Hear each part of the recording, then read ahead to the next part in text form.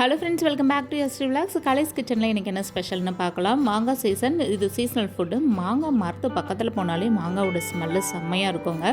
இன்றைக்கி மாங்காய் வச்சு ஒரு சட்னி பண்ணலாம். மாங்காயில் நம்ம வழக்கமாக ஊறுகாய் இல்லைனா நம்ம உப்பு பொடி போட்டு சாப்பிடுவோம். இன்றைக்கி ஒரு சட்னி ரெசிபி இட்லி, தோசை, சப்பாத்திக்கு எப்படி பண்ணுறதுன்னு பார்க்கலாம்.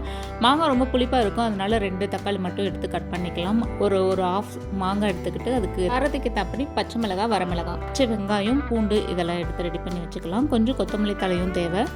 ஒரு பேனில் 2 டேபிள் ஸ்பூன் அளவு ஆயில் சேர்த்துக்கலாம். சட்னிக்காக ரெடி பண்ணி வச்சுருந்த மிளகாய், தக்காளி, அதுக்கப்புறம் பூண்டு இதை மட்டும் நம்ம போட்டு வதக்கி எடுத்துக்கலாம். மாங்காயும் சேர்த்து நம்ம வதக்க போகிறோம். மாங்காய் வதக்கிறப்போ அதோட ஸ்மெல்லே தனி, டேஸ்ட்டும் வேறு மாதிரி இருக்கும். ரொம்ப புளிப்புத்தன்மை இருக்கிற மாங்காய் இருந்தாலும் நம்ம வதக்கிறப்போ கொஞ்சம் புளிப்பு கம்மியாகும். நல்லா வதங்கணுங்க. தக்காளி நல்லா மசிற அளவு வதக்கிறதுக்கப்புறம் இதுக்கு தேவையான சால்ட்டு சேர்த்துக்கலாம். சால்ட்டு சேர்த்து ஒரு 5 மினிட்ஸ் வதக்கினா போதும், அவ்வளோதாங்க ரெடி. இதோட 1 கப் அளவு தேங்காய் சேர்த்துக்கலாம்.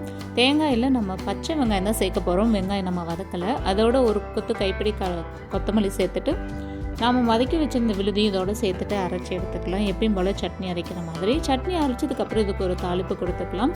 இதோட பொடி தோசை இல்லைன்னா சப்பாத்தி, இட்லிக்கு ரொம்பவே டேஸ்ட்டாக இருக்கும். வழக்கமாக எப்பயும் போல் கொத்தமல்லி, புதினா, தேங்காய் சட்னிக்கு பதிலாக இந்த மாதிரி வெரைட்டியாக செஞ்சு கொடுத்து நீங்களும் டேஸ்ட் பண்ணி பாருங்கள்.